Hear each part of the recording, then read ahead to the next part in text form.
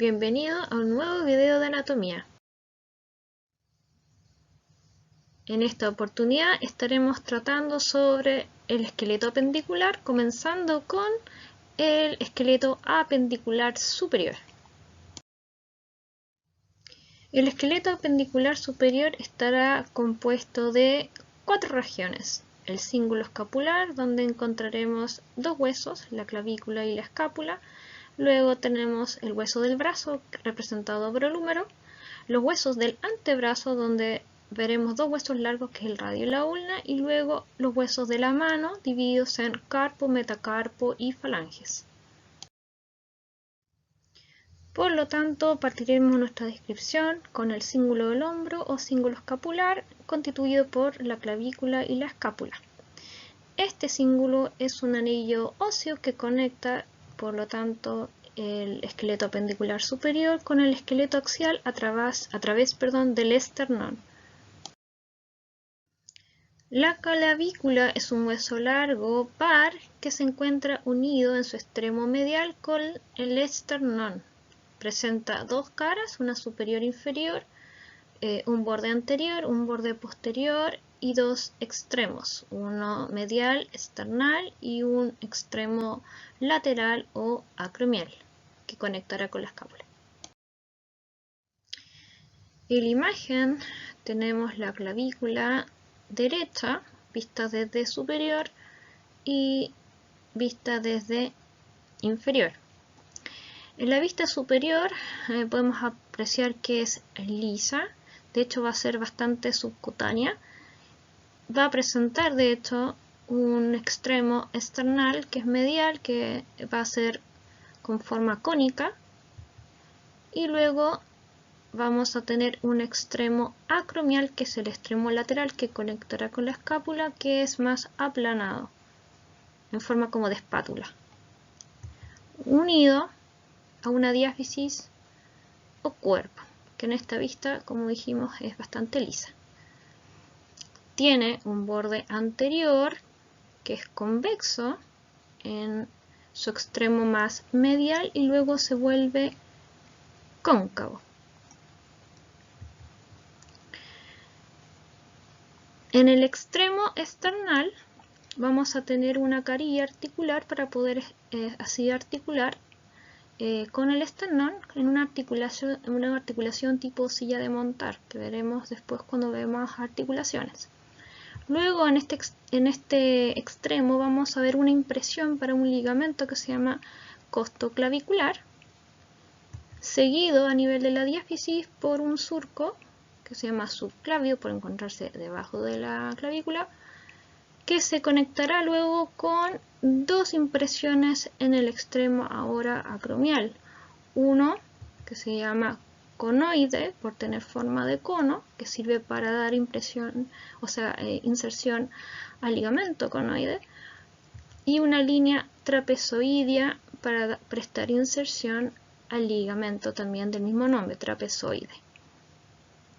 Luego el extremo acromial va a terminar con su propia carilla o faceta para articular con el acromio. La escápula. La escápula es un hueso par plano. Se encuentra en la región posterior sobre la parrilla torácica y se conecta con el esqueleto axial a través de la clavícula y el esternón. La escápula tiene forma triangular. Va a tener de hecho una cara anterior, una cara posterior, 3 bordes y 3 ángulos. En una vista anterior podemos observar sus bordes, primero partiendo con el borde superior, el cual vamos a llegar al punto más alto, que vendría siendo el ángulo superior de la escápula, seguido de un borde que queda hacia la línea media corporal, que es el borde medial espinal por los procesos espinosos de las distintas vértebras, y axial por encontrarse en relación al eje. Fíjense que este borde medial es bien convexo. Luego el borde medial se une en un ángulo inferior seguido de otro borde que es el borde lateral, también conocido como axilar por encontrarse en relación a la región axilar, y apendicular por conectar con el otro hueso del esqueleto apendicular superior que va a ser el húmero. En el extremo justamente superior de este borde va a conectar con el ángulo lateral del hueso, donde se va a encontrar un proceso llamado glenoidio, el cual en su vértice va a estar truncado con una cavidad que se llama cavidad glenoidea, que va a servir para articular con la cabeza del húmero y así formar la articulación glenohumeral. En la cara anterior es bastante extensa y va a estar compuesta de solo una fosa que se llama subescapular por encontrarse la escápula sobre la parrilla costal, entonces esta fosa queda como por debajo de la escápula.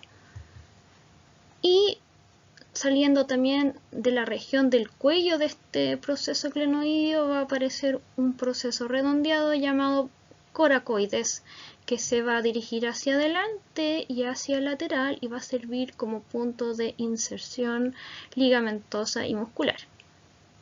Por posterior, siguiendo hacia anterior y medial, va a cursar otro proceso que se llama acromion, el cual de hecho va a conectar a través de una carilla acá con el extremo acromial de la clavícula.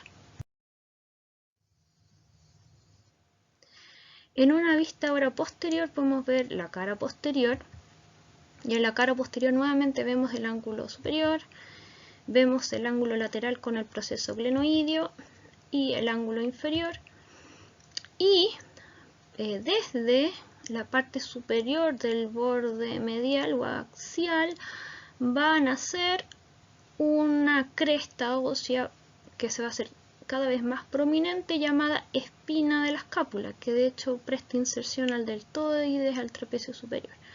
Esta se va a dirigir de medial a lateral y en forma ascendente hasta ensancharse en el famoso acromion.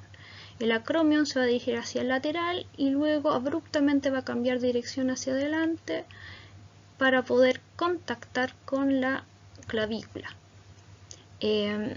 La cara posterior no va a tener una fosa única como la cara anterior, sino que la espina de la escápula de hecho va a dividir esta cara en dos fosas. Una superior que se llama fosa supraespinosa por encontrarse sobre la espina de la escápula y una fosa infraespinosa por encontrarse por debajo. Estas fosas son importantes porque van a prestar inserción al músculo supra e infraescapular espinoso, así como en la cara anterior la fosa subescapular también va a prestar inserción al músculo subescapular, quienes formarán parte del grupo muscular manguito rotador. En una vista lateral podemos apreciar mejor el ángulo lateral y el borde lateral. Aquí podemos ver que en el ángulo lateral está el proceso glenoideo que va a estar truncado con una faceta articular en forma de gota llamada cavidad glenoidea que va a articular con la cabeza humeral. En el extremo superior de esta cavidad va a haber un pequeño tubérculo para ofrecer inserción al tendón largo del bíceps braquial y por debajo un tubérculo infraglenoideo para prestar inserción a la porción larga del tríceps braquial. Siguiendo el tubérculo infraglenoideo va a estar el borde axilar o apendicular hasta terminar en el ángulo inferior. Y aquí podemos ver que este ángulo, o sea, este borde va a limitar por lo tanto aquí en la cara anterior con la fosa subescapular y por detrás la cara posterior con la fosa supra e infraespinosa separada por la espina de donde va a provenir el acromion, y por delante vamos a tener el proceso coracoides. Y con eso concluimos con la escápula. Lo que está marcado ahí de hecho es, como pueden ver, es el borde lateral que termina en el ángulo lateral donde se encuentra el proceso glenoideo con su fosa. Siguiendo con el esqueleto apendicular superior, tenemos ahora un hueso largo par que se llama el húmero y corresponde al hueso del brazo. La epífisis proximal del húmero, vista desde anterior, primero tenemos en su extremo superomedial una superficie articular convexa llamada cabeza humeral, que va a articular de hecho con la cavidad glenoidea de la escápula, para así formar articulación glenohumeral, seguida de una línea llamada cuello anatómico, que va a separar la cabeza humeral de dos tubérculos, uno superolateral y posterior llamado tubérculo mayor y uno anteromedial y un poco más inferior que se llama tubérculo menor. Estos dos tubérculos van a prestar inserción a los músculos del manguito rotador. Entre el tubérculo mayor y menor va a quedar un surco que se llama intertubercular, que dará paso al tendón de la porción larga del bíceps. Y bajo al tubérculo mayor y menor, o sea, distal a ellos, y separando los tubérculos respecto a la diáfisis, vamos a encontrar el cuello quirúrgico. Además, en la cara lateral de la epífisis, o sea, de la diáfisis del húmero, o sea, de su cuerpo, vamos a encontrar una tuberosidad en forma de V que se llama tuberosidad deltoidea o V deltoidea, donde se inserta distalmente el músculo deltoides. Y en una vista posterior de esta epífisis vamos a observar mejor la cabeza humeral, debido a que la orientación de la cabeza va a ser posteromedial, seguido distalmente nuevamente del cuello anatómico, y en este punto, por la vista posterior, solo veremos un tubérculo, que es el tubérculo mayor, porque este es posterolateral. No así el tubérculo menor, que en esta vista no se puede ver porque el tubérculo menor solo es apreciable desde anterior por ser anteromedial. En la diáfisis, por la cara posterior de la diáfisis, de hecho, vamos a encontrar un surco que va a transitar de medial, va a cruzar hacia lateral, llamado canal de torsión. Este canal de torsión, aquí se va a alojar el nervio radial, por lo cual una fractura de la diáfisis del húmero puede provocar una lesión total, con sección total del nervio, lo que se traduciría en una parálisis radial, donde veríamos una incapacidad para poder extender la muñeca y los dedos. En la epífisis distal del húmero, en una vista anterior, vamos a poder ver 4 superficies articulares para poder formar lo que va a ser el codo. Vamos a tener una superficie primero medial en forma de bisagra, que llamaremos trócleo humeral, que de hecho va a articular con la ulna, seguido lateralmente por una superficie convexa, el cóndilo humeral, que de hecho va a articular con el radio. Por sobre la tróclea y el cóndilo van a haber 2 fosas, una por sobre la tróclea que se llama fosa coronoidea, por encontrarse en relación con el proceso coronoides de la ulna cuando el codo está en flexión, y otra fosa lateral por sobre el cóndilo humeral, que se llama fosa radial, porque aquí es donde se alojará la cúpula radial durante la flexión del codo. Medial a la tróclea vamos a tener una superficie rugosa para prestar inserción ligamentosa y tendinosa, llamada epicóndilo medial, de gran tamaño en comparación a su homólogo en la zona lateral al cóndilo llamado epicóndilo lateral. En la cara posterior de la epífisis distal del húmero vamos a encontrar primero nuevamente la continuación de la tróclea en la parte medial, seguido de la última parte del cóndilo humeral. Sobre la tróclea va a haber una fosa única ahora que se llama fosa olecraniana y se llama así porque aquí queda un proceso que se llama olecranon, que es de la ulna, cuando el codo se encuentra en extensión. A ambos lados, en este caso de la tróclea y el cóndilo, vamos a tener el epicóndilo medial a la tróclea y un epicóndilo lateral en relación lateral al cóndilo. Y sobre estos, las crestas supracondilias. Una cresta supracondilia medial que va a continuar el epicóndilo medial y una cresta supracondilia lateral proximal al epicóndilo lateral. Siguiendo con la descripción ahora del esqueleto apendicular superior, seguimos con el segmento antebrazo, donde encontraremos dos huesos largos: el radio, el cual se encontrará lateral, y la ulna, la cual se encuentra medial en el antebrazo. Ambos huesos se encontrarán unidos a través de una membrana interósea, lo cual hace que los bordes que están enfrentando a cada hueso se van a llamar de este modo interóseos. Así, la ulna, su borde lateral va a ser el borde interóseo y en el caso del radio, el borde medial va a constituir el borde interóseo. La ulna es un hueso largo, prismático, par también,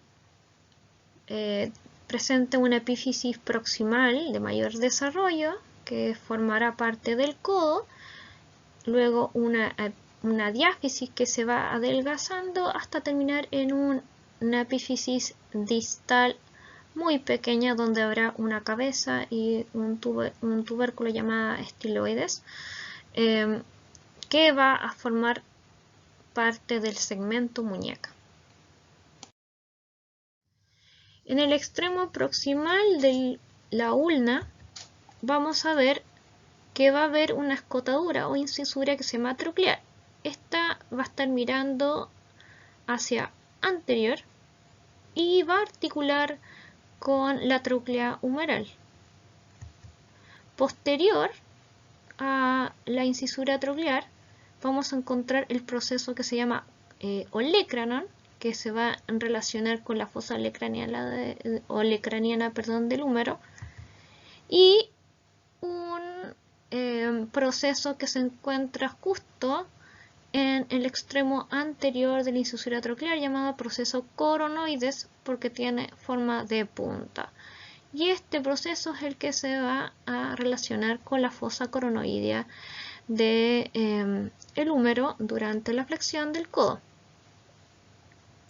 Como pueden ver, la incisura troclear mirada desde perfil tiene forma de C o de luna media creciente. Lateral a la incisura troclear va a haber una nueva escotadura que va a estar justo proximal al borde interóseo llamada incisura radial, la cual va a prestar inserción a una parte de la cabeza del radio llamada cúpula radial para formar la articulación radioulnar proximal, que permitirá los movimientos de pronación y supinación del antebrazo. Y como les dije anteriormente, siguiendo la incisura radial hacia distal, en relación a la diáfisis vamos a encontrar el borde interóseo que vendría siendo el borde lateral de este hueso. Y el extremo distal de la ulna va a tener menor desarrollo y va a estar formado por una superficie convexa llamada cabeza de la ulna, la cual va a articular con el extremo distal o la epífisis distal en este caso del radio para formar la articulación radio-ulnar distal. Y medialmente vamos a tener una saliente ósea llamada estiloides ulnar que va a servir como punto de inserción para el ligamento colateral medial y de hecho es un punto que se puede palpar en la muñeca.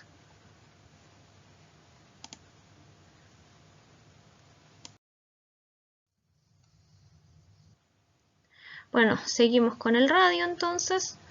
El radio es un hueso largo par también, también es prismático en su cuerpo.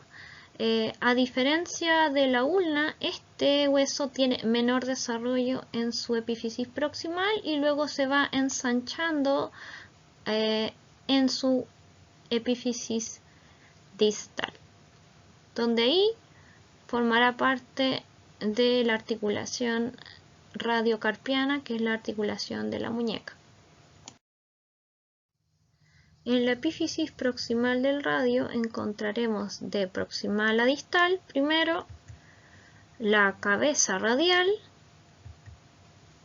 la cual tendrá una circunferencia que será la superficie articular a la que llamaremos cúpula radial, que de hecho articulará con la incisura radial de la ulna para formar la articulación radioulnar. Esta cúpula es la que rotará en relación a la ulna para los movimientos de pronosupinación. En la parte superior de la cabeza vamos a encontrar que va a haber una fosa que se llama fosa radial o fovea, que va a articular de hecho con el cóndilo humeral para formar así la articulación del codo. Distal a la cabeza del radio vamos a tener el cuello del radio, seguido de una rugosidad, una tuberosidad en la parte medial del hueso llamada tuberosidad del radio, que se va a continuar distalmente con el borde interóseo del hueso, que es el borde medial.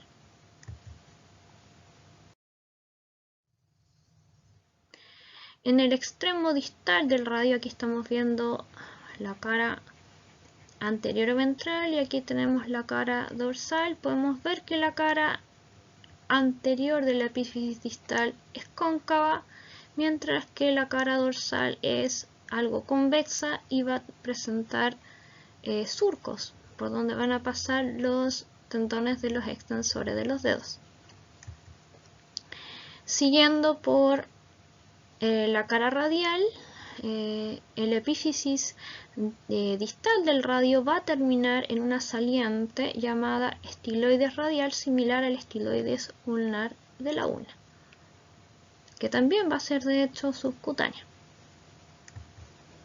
Y en el extremo medial, en relación al borde interóseo, vamos a tener una incisura que se va a llamar ulnar para articular con la cabeza de la ulna y formar la articulación radioulnar distal. En la cara inferior, en este caso la superficie van a haber dos superficies articulares, bien digo, para articular con el carpo. La superficie articular lateral va a tener forma de luna y va a ser para articular con el escafoides, y una rectangular medial para articular con el hueso lunatal del carpo y así formar parte de la articulación radiocarpiana. Y como podemos ver aquí nuevamente, tenemos la diáfisis donde el borde medial del hueso vendría siendo el borde interóseo. Y acá tenemos un cuadro de resumen del codo, donde podemos ver todas las superficies articulares, cómo se van relacionando entre sí, entre el húmero, la ulna y el radio, donde podemos ver nuevamente la tróclea húmera relacionándose con la incisura troclear de la ulna, el proceso coronoides relacionado con la fosa coronoidea, la cúpula radial relacionada con la fosa radial también del húmero, la cúpula relacionándose aquí con la incisura radial de la ulna para formar la articulación radioulnar proximal, y por posterior el olecrano en relación a la fosa olecraniana del húmero. Y en el extremo distal del radio y la ulna podemos encontrar entonces nuevamente medial, o sea, lateral a la epífisis distal de la ulna, la cabeza de la ulna, que se articulará con la incisura ulnar del radio, que se encuentra medial en este caso, y en ambos extremos vamos a encontrar las dos salientes llamadas estiloides radial, que es lateral, y el estiloides ulnar, que es medial, que ofrecerán puntos de inserción para los ligamentos colaterales que estabilizarán la muñeca por lateral. Y aquí podemos ver un esquema donde se ve el radio y la ulna en posición de supinación y el radio y la ulna en posición de pronación. Como podemos ver, el radio y la ulna durante la supinación se encuentran paralelos entre sí, lo cual facilita la descripción anatómica. De hecho, por eso la descripción del antebrazo se realiza en esta posición, con el antebrazo en posición anatómica, es decir, en supinación, versus en pronación, donde el radio, al rotar en la cúpula sobre la incisura ulnar radial de la ulna, provoca que la incisura ulnar del radio rote por sobre la cabeza y por lo tanto la epífisis distal termina cruzándose por sobre la ulna, lo cual dificulta bastante la descripción.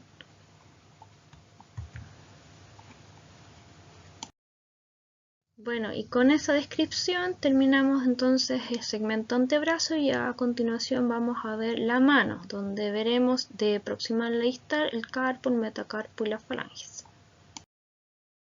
Como mencioné anteriormente, la mano está compuesta por tres regiones. De proximal a distal, primero tenemos el carpo, que es un conjunto de huesos cortos, seguido de un conjunto de 5 huesos largos llamados metacarpianos, que en conjunto se van a llamar metacarpo, seguido de las falanges,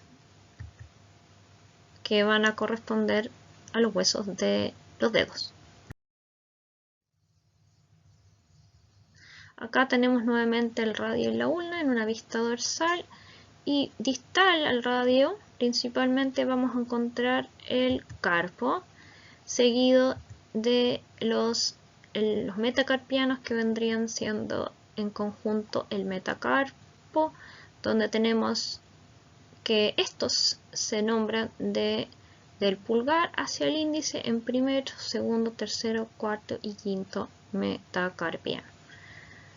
Y distal a eso vamos a tener las falanges, que también van a ser huesos largos. Estas falanges se van a dividir en falanges proximales, en falanges medias, que de hecho no va a haber falange media en el pulgar como podemos ver, y en falanges distales.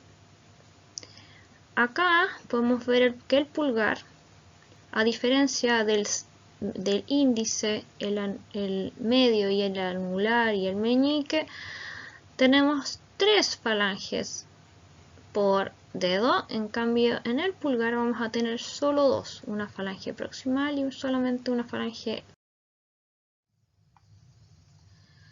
El carpo va a ser bastante similar visto desde una vista dorsal a una vista palmar, y lo que diferencia la vista palmar, la superficie palmar del carpo, es la presencia de un hueso extra, que es el pisiforme, que es un hueso sesamoideo móvil que se va a encontrar en la palma de un hueso que se llama triquetal, y además vamos a encontrar un gancho o ámulo del hueso amato.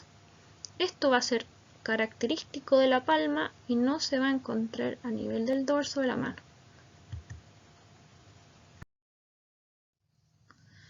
El carpo.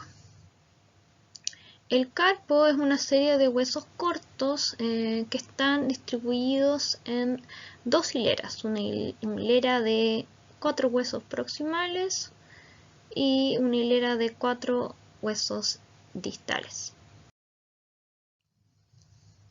Estos normalmente se van a nombrar desde el pulgar hacia el dedo meñique, o sea, de lateral a medial. En la primera fila o la fila proximal vamos a tener primero un hueso en forma de maní, que va a ser el escafoides, que de hecho va a tener un pequeño tubérculo para prestar inserción aquí a un ligamento que va a formar parte del túnel carpiano, seguido en la línea media de la mano, que está más o menos en relación al dedo medio, con el lunatal, que va a tener forma de luna, que bueno, en esta vista no se ve, pero tiene forma de luna, seguido del triquetal, en cuya palma, superficie palmar, vamos a tener un hueso sesamoideo que es el pisiforme, que de hecho va a quedar bastante móvil y va a quedar en el espesor del tendón del flexor ulnar del carpo. Ahora en la fila distal o segunda hilera vamos a encontrar en relación al pulgar el trapecio, que va a tener una superficie articular con el primer metacarpiano en forma de silla de montar, y lo cual va a permitir los movimientos de posición del pulgar, seguido de un huesito pequeño llamado trapezoide en relación al índice, al segundo metacarpiano, perdón. Luego tenemos el capitato, que va a estar en relación al eje de la mano, siguiendo el tercer metacarpiano y el dedo medio y el lunatal. Y finalmente el amato, con un ganchito que se llama ámulo, el cual va a articular principalmente distalmente con las bases del cuarto y quinto metacarpianos.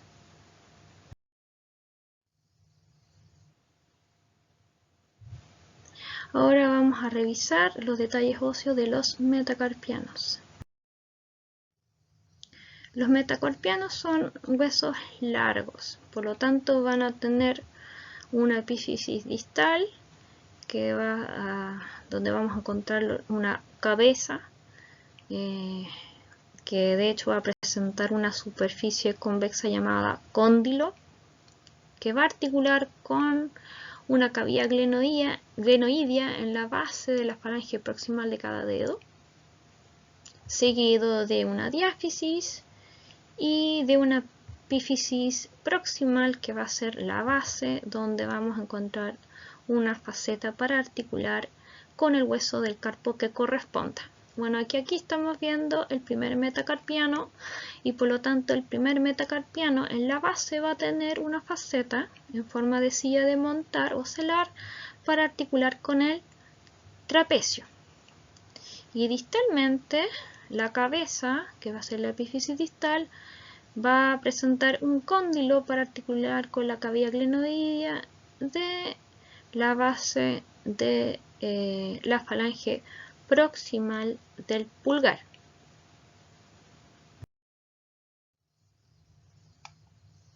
Acá tenemos como ejemplo también el tercer metacarpiano. El tercer metacarpiano está en relación al eje de la mano.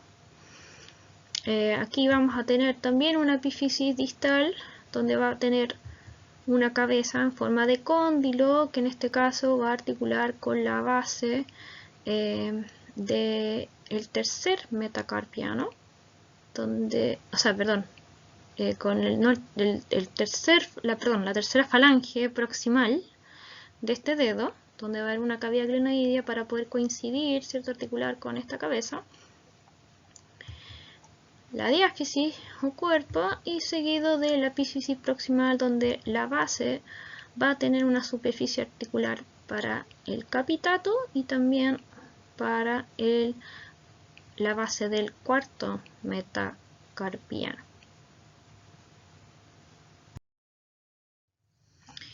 Y el quinto metacarpiano va a estar en relación al dedo meñique.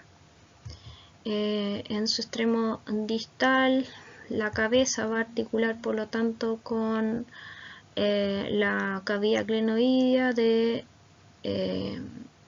la falange proximal del dedo meñique.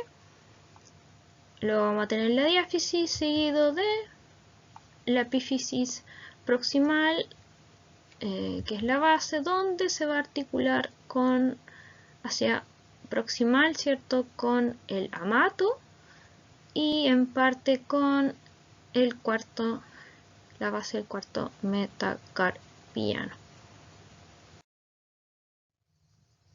Y finalmente tenemos las falanges. Las falanges van a ser, como les había mencionado antes, van a ser 3 por dedo, desde el índice al meñique, mientras que el pulgar solo va a tener 2 falanges, una proximal y distal, mientras las otras van a tener falanges proximales, medias y distales. La falange proximal se caracteriza por tener en su base una cavidad glenoidea, la cual va a estar continuada por un cuerpo y va a terminar en una tróclea o bisagra. Por lo tanto, la articulación entre una falange y otra solo va a permitir la flexión y extensión de dedos, como veremos después cuando veamos las articulaciones. La falange media ahora es un hueso largo que también, en este caso, en vez de cavidad glenoidea en su epífisis proximal, va a tener 2 caras divergentes y una cresta ósea para poder articular con la tróclea. Va a tener nuevamente una diáfisis o cuerpo, y distal a la diáfisis va a tener la epífisis distal, que también va a ser nuevamente una tróclea, una bisagra. Y luego vamos a tener la falange distal, la cual va a ser un hueso largo, pero este va a ser bastante más pequeñito. La base nuevamente va a tener 2 carillas divergentes con una espina para poder articular con la tróclea de la falange media en este caso. Y en el extremo distal, en vez de tener una tróclea, como aquí ya termina el dedo, se va a encontrar en vez de eso un lecho unguial, donde va a crecer la uña.